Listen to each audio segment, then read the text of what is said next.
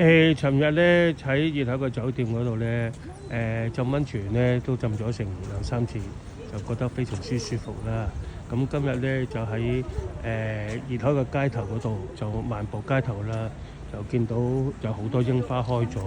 因為呢啲咧都係叫做熱海櫻，就比較早啲開嘅，就唔會話等到3月尾4月先開齊啊。咁我哋可以睇下啦，因為睇報紙話咧靜江嗰啲河津櫻咧，而家都開得7、8、8、8、8、9、9。咁呢度啲櫻花咧都開得好多好靚啊！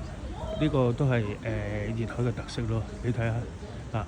就唔係好似我哋喺香港嘅東涌嗰啲咁啊，10棵8棵就話櫻花林啊各方面呢啲係一個好普通嘅地方嚟嘅啫，都種咗好多啊。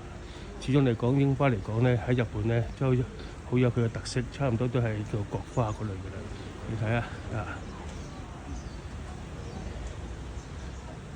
即係幾值得嚟嘅地方嘅熱海都係。